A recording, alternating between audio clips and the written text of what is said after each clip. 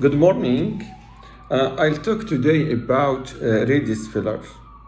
Uh, First of all, radiesse is 30% calcium hydroxyapatite and with methyl cellulose to make it soften to be ready for injection. So it's totally different from hyaluronic acid, which most of people they are using hyaluronic acid. But question now, why I should change and why I should use radiesse since I have a hyaluronic acid filler with many density. According to cross-linking, hyaluronic acid can be very soft, low density, then medium density, high density. So, question: since we have also antidote for hyaluronic acid filler, it's easy to deal with its complications. But radiesse filler, till now, there is no antidote. There is many research about sodium thiosulfate, but it's not up to now applicable, and we can tell until now there is no specific antidote for radiesse. There is no financial interest. I am not paid and I didn't come today to advertise for radiesse, but I want to clarify some points about its applications and why it's better sometimes or most of the times to use radiesse. Why radiesse louvers? I am radiesse man. I am one of the louvers of radiesse. We will talk about its applications and about safety. First of all, we have some problems and some defects in hyaluronic acid fillers. Like what? It's known duration. Most of hyaluronic acid filler doesn't stay as long as radiesse filler in the body. Why? Because if you try to make it longer in manufacturing, you have to increase the cross-linking, or you have to make the particle bigger size. You have to increase the concentration or to increase the cross-linking for hyaluronic acid, which is not authorized. If you make a cross-linking more than 30%, the FDA will not approve the filler. So you cannot make, for example, one of the companies, they make hyaluronic acid 97% cross-linking and it stay really in the body about 2 years. But this is not good because this material, if more than, it's carcinogenic. If cross-linking more than 30, you cannot use too much PDDE in the hyaluronic acid for the body. It's not good. Some people it's carcinogenic, or it can enhance the immunity against. So you will have a lot of granuloma. On the other hand, calcium hydroxyapatite doesn't have cross-linking in between its particles. You can look at calcium hydroxyapatite filler as one of the component of the body, of our body. So it's a material in our bone. It's a material in our teeth. On the other hand, hyaluronic acid filler, it's not purified human hyaluronic acid. It's exactly human, but there is some component inside it which can enhance the immunity system. That mean we can see a lot of cases of allergy when using hyaluronic acid filler because of it's made up by from streptococcus bacteria. Streptococcus bacteria, it's in hyaluronic acid. As much you are highly purified manufacturing, but still there is some component of the streptococcus inside this filler. That means it's strange proteins. You cannot be 100% purified. So there is strange protein for our body, and it can make allergy for us. And the PDDE, the ether, which they are using in cross-linking, also is strange for our body. So we can have cases of allergy, and we can have granuloma. And as the percentage of cross-linking increase, the allergy, it can cause more percentage of allergy and granuloma. On the other side, calcium hydroxyapatite doesn't have any PDDE, or it's not from bacteria. It's not made up from bacteria, so we don't have strange proteins. So almost zero allergy, almost zero granuloma. Very, very, very rare to have to see granuloma after radiesse. Even if it is staying too much, it's known permanent filler, permanent problems, because of its foreign body, and it can make repeated allergy, repeated reaction, which end by granuloma. On the other hand, it's hydroxyapatite, calcium hydroxyapatite. It's present in our teeth, in our bone, so our immunity system will not work against. So no, granuloma is almost zero. So this is one issue. So duration is the best between all safe fillers. All competitor, they will tell you, look, we can compare from Bolletero, Juvederm, Restylane, Tosyal. Okay, every company will try to tell you that my filler can stay in the body longer, but nobody will tell my filler will stay more than radiesse, because this is why they call it semi-permanent filler, without problems of permanent fillers.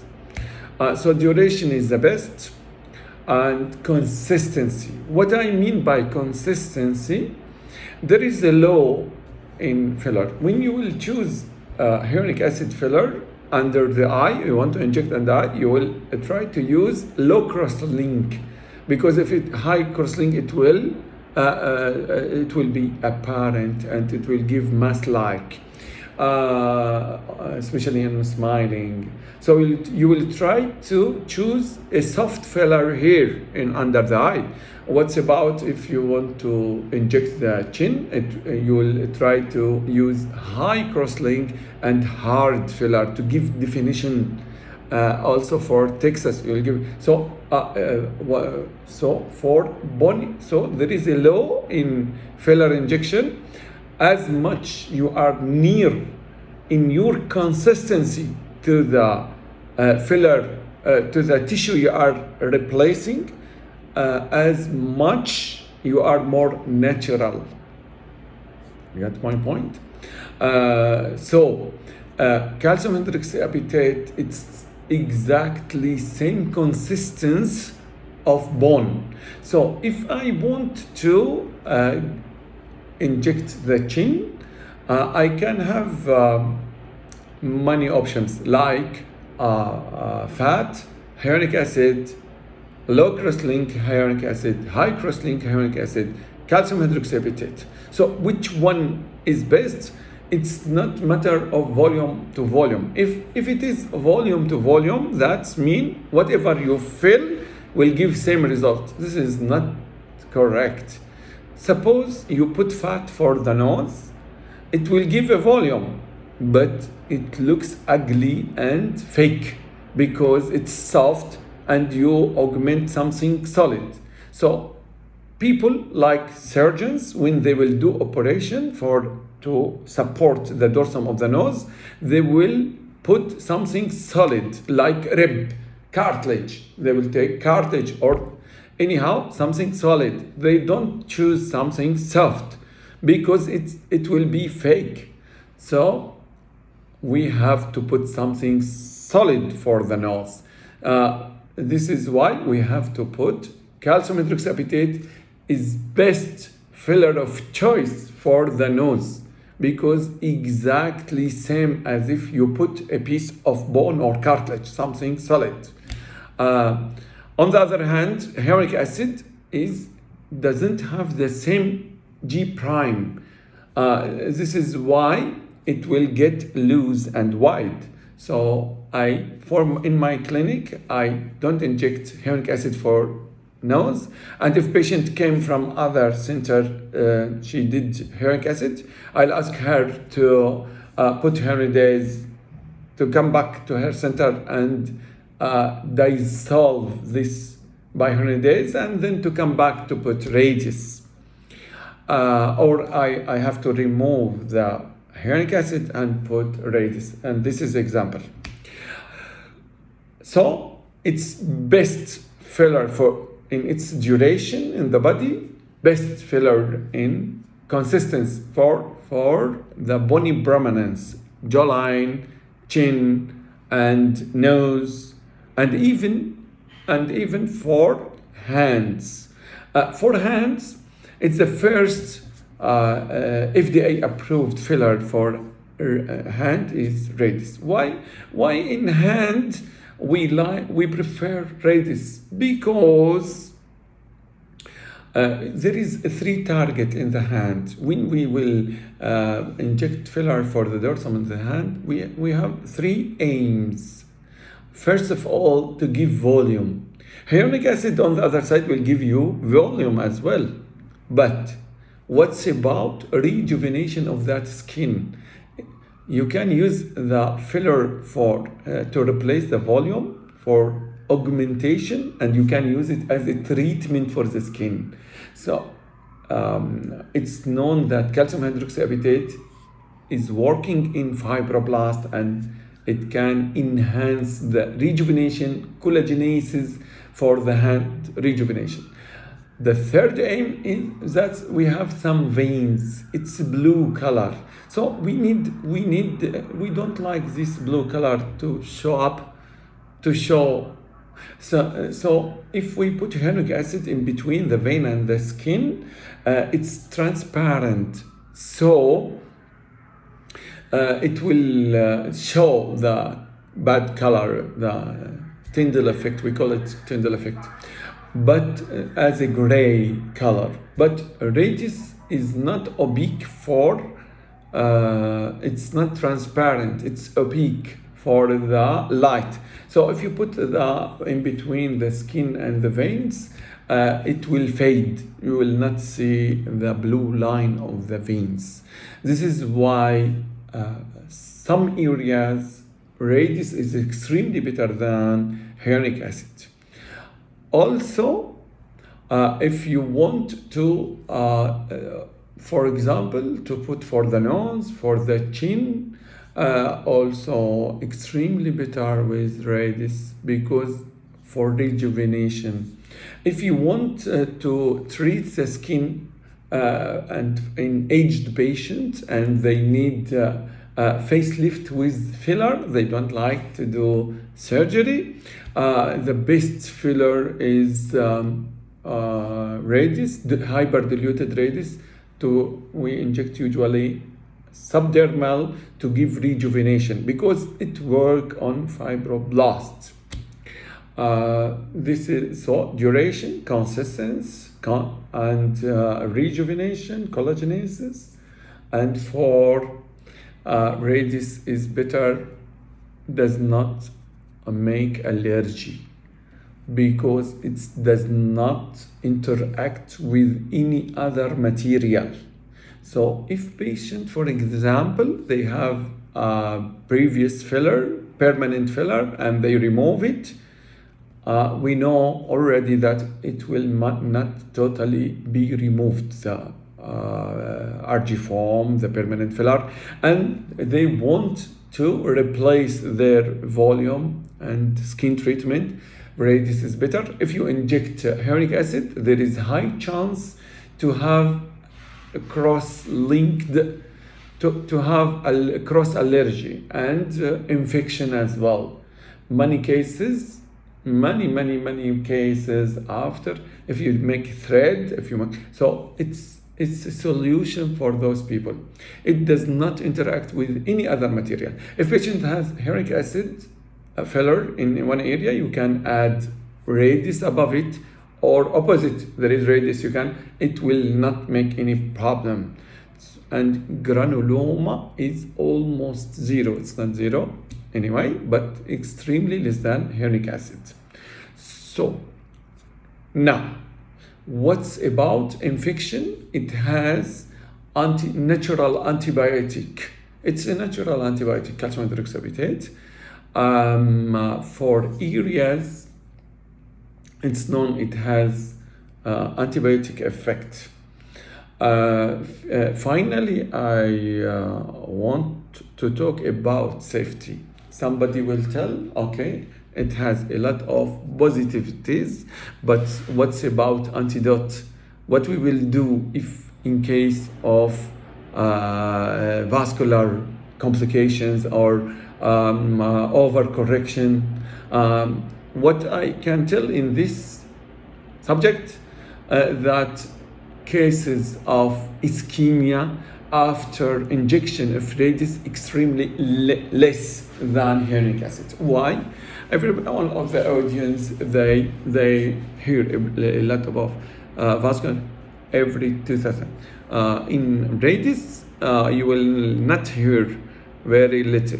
Why? It's known that there is cross-linking. It's cohesive gel, so it's like a cohesive gel. So it's very difficult to get it fragmented, because there is plasticity. It will attach to each other. There is cross-linking to catch it to each other. So if you inject in the artery same amount of hyaluronic acid, high cross-linked, and same amount in same artery, radiesse, you will see the chance of ischemia extremely more with hyaluronic acid. Because hyaluronic acid, it will act like cohesive gel. It does not dissolve in the blood.